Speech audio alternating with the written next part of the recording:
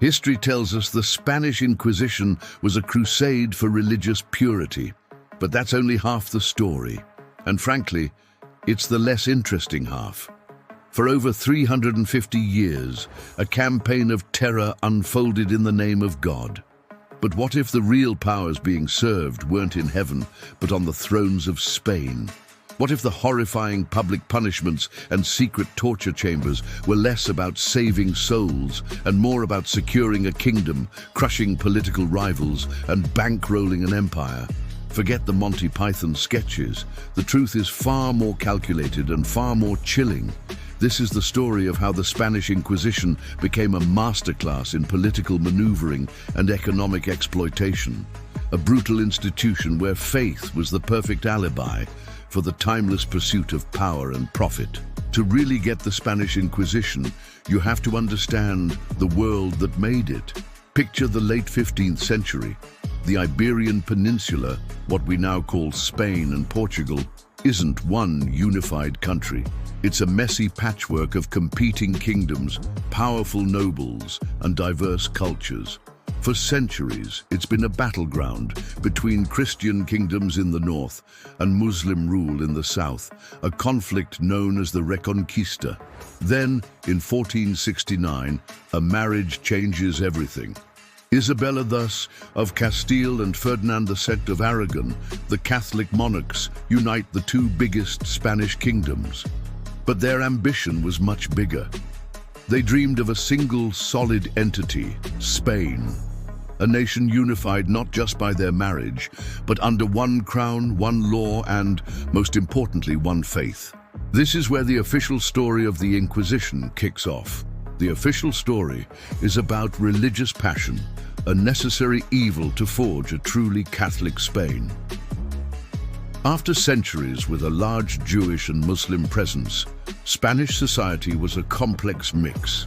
Many Jews and Muslims, called conversos and moriscos, had converted to Christianity, but a deep suspicion was brewing. Were these conversions legit? Or were they heretics, secretly practicing their old faiths, mocking the church and threatening the soul of the new kingdom? The Inquisition, established in 1478 by royal decree, was sold as the answer. An ecclesiastical court designed to root out heresy and defend Catholic orthodoxy. But that's where the official story ends and our investigation begins, because when you peel back the layer of religious righteousness, you find a much more cynical and pragmatic machine. We'll explore how the Inquisition became the monarchy's sharpest tool for consolidating power and how it financed the crown through systematic persecution. By the end, you'll see the Spanish Inquisition not just as an act of religious fanaticism, but as a calculated instrument of state building, designed for one ultimate goal: absolute power. The cover story: a crusade for a Catholic Spain. To debunk a cover story, you first have to understand why it was so believable. The quest for religious purity wasn't just a lie, it was a powerful and deeply felt idea that Ferdinand and Isabella used perfectly. Their world was shaped by the Reconquista. For almost 800 years, the Christian kingdoms of the north fought a slow, grinding war to reclaim the peninsula from Muslim rulers. This wasn't just a war for land, it was seen as a holy crusade. It created a militant, uncompromising version of Spanish Catholicism that saw itself as the one true defender of the faith. When Ferdinand and Isabella took the throne, this crusade was reaching its climax. In 1492, the same year Columbus sailed the ocean blue, the last Muslim stronghold, Granada, finally fell. The Reconquista was over. It was a moment of incredible triumph and religious euphoria. The dream of a totally Christian Iberia was finally a reality. Catholicism was seen as the essential glue that could hold the different kingdoms of Castile and Aragon together, creating a shared identity for a new Spanish nation. But there was a problem, or at least a perceived one. For centuries, Spain had been home to one of Europe's largest Jewish communities, Waves of violent persecution in the 14th and 15th centuries had pushed many to convert to Christianity to save their lives and property. These converts and their descendants were known as conversos. Outwardly, they were Christians. They went to Mass, baptized their children, and took part in Catholic life. But in the eyes of many old Christians, their faith was questionable. Rumors flew that many conversos were crypto-Jews, secretly holding on to their old traditions. Maybe they didn't eat pork, or they observed the Sabbath on Saturday instead of Sunday. To us, these might seem like private matters, but in the tense atmosphere of 15th century Spain, they were seen as acts of profound betrayal. This suspicion was fueled by a toxic new idea, limpieza de sangre, or purity of blood. This racist doctrine claimed that it didn't matter what a converso truly believed. Their Jewish ancestry made them inherently untrustworthy. Faith was suddenly a matter of bloodline, not just belief. This social panic was the perfect pretext for Ferdinand and Isabella. They needed a tool to enforce uniformity, and existing church courts were too slow and soft. They needed something stronger, more direct, and much more terrifying. In 1478, they successfully asked Pope Sixtus IV to let them establish their own Inquisition. This was a critical move. Unlike other inquisitions controlled by the Pope in Rome, the Spanish Inquisition was an instrument of the Spanish crown.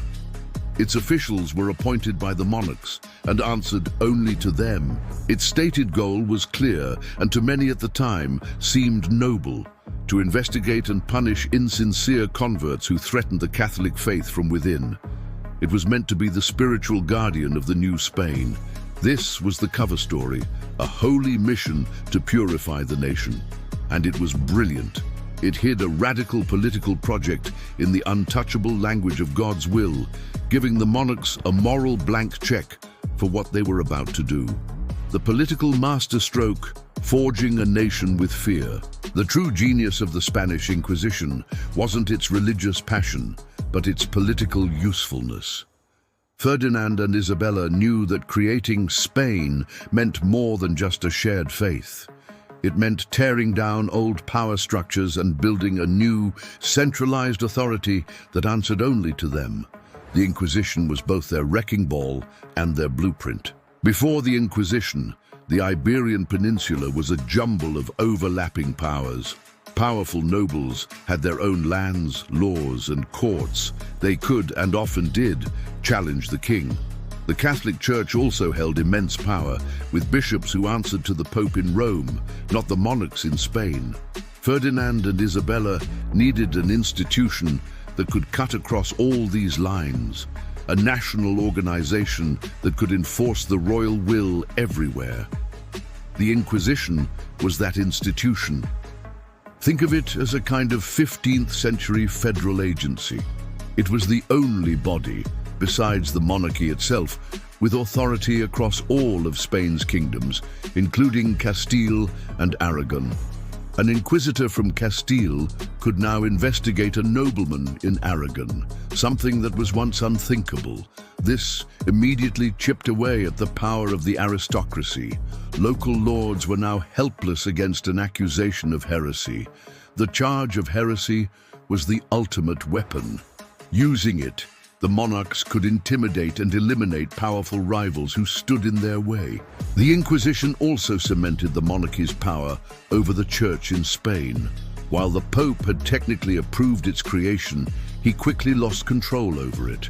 Ferdinand insisted on appointing the inquisitors and directing their work. This effectively created a national church that served the state. The crown now had a spiritual weapon it could use for political goals, without any interference from Rome. This model of social control was so effective, it was later exported. While the Spanish Inquisition itself didn't formally operate in the Americas, it inspired the creation of separate but related tribunals, like the Mexican and Peruvian Inquisitions.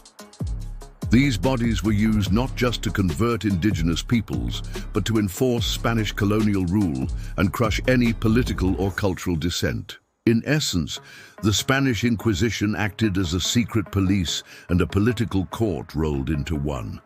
Its vague definition of heresy could be stretched to cover anything that threatened the state.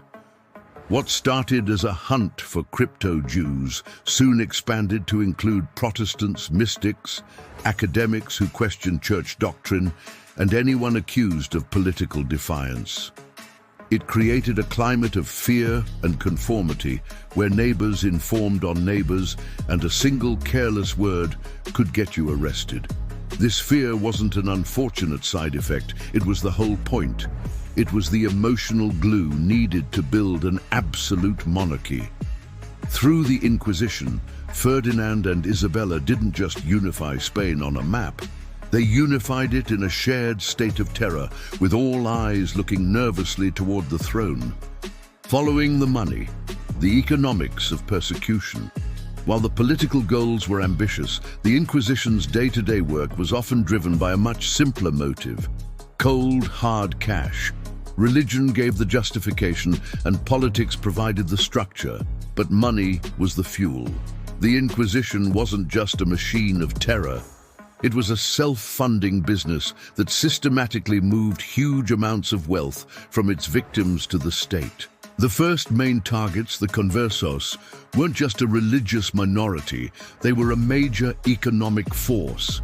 Many converso families were deeply involved in Spain's economy as merchants, doctors, lawyers, and financiers.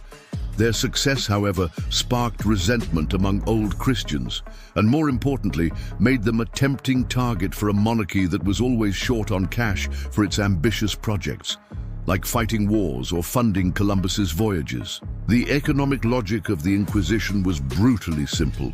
The moment someone was arrested by the Inquisition, all their property and assets were immediately seized. This was called sequestration.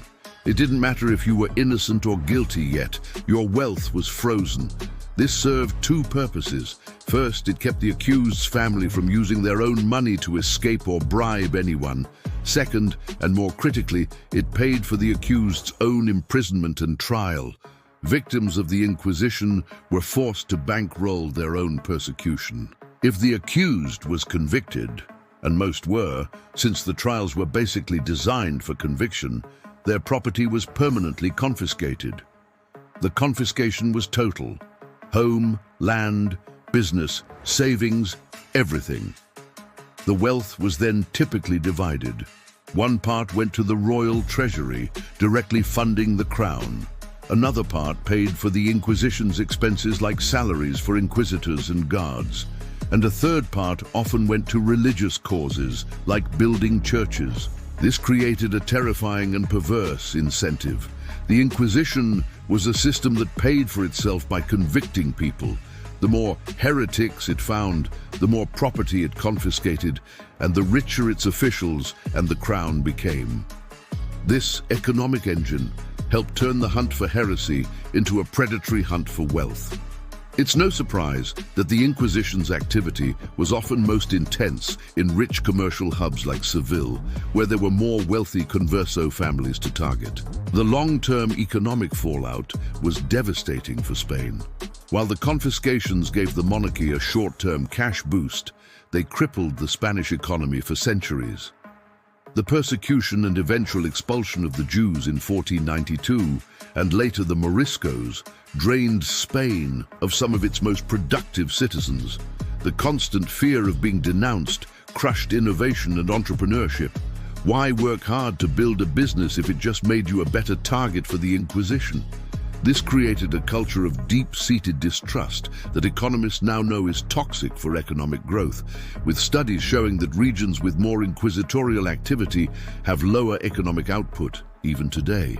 The human story, a climate of fear. To truly understand the Inquisition, we have to look past the politics and economics and imagine what it was like to live under its shadow.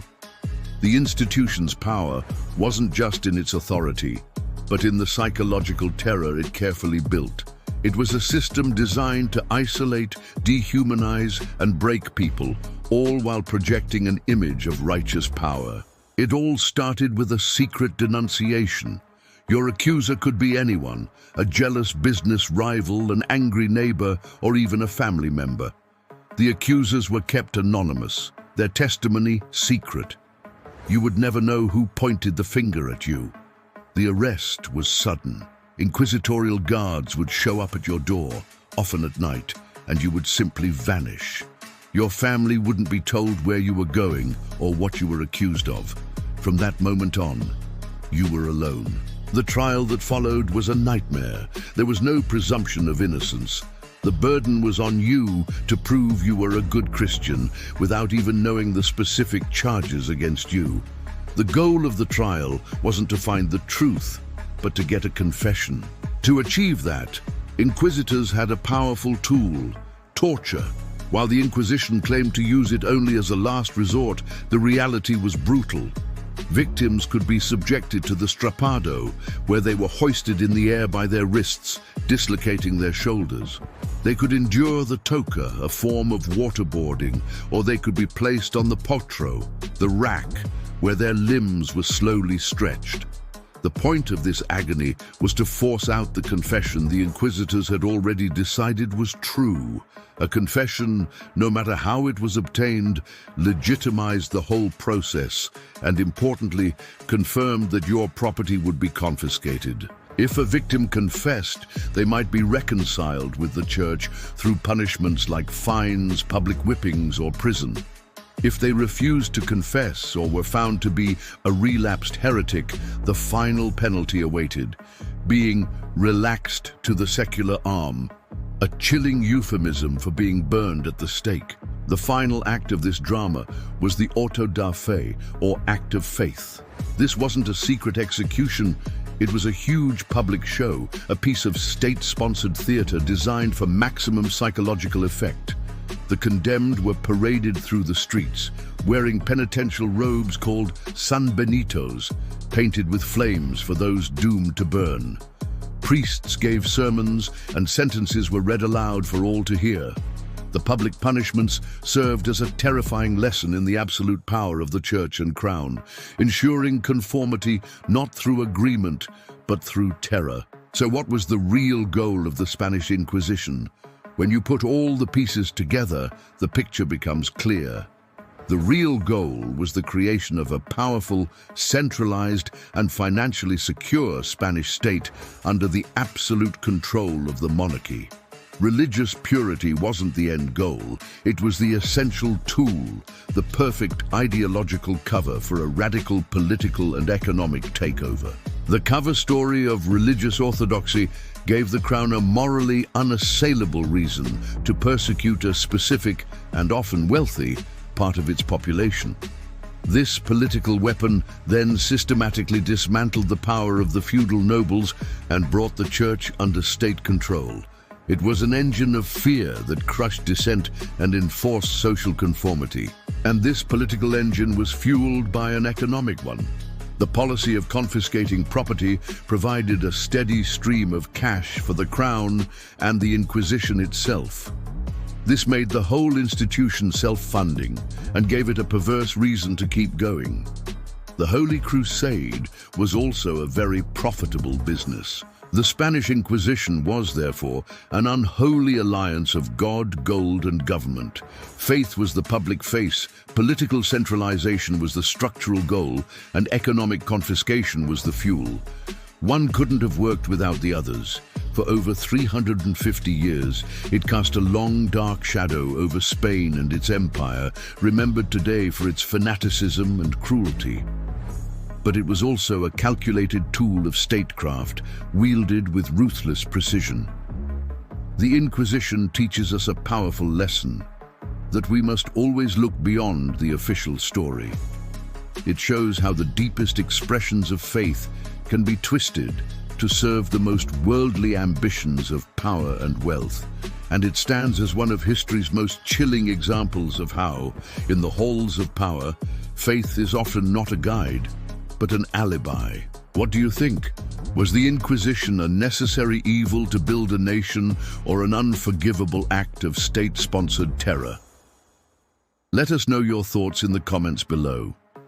And if you want to keep uncovering the hidden motives behind major historical events, make sure you subscribe and hit that notification bell.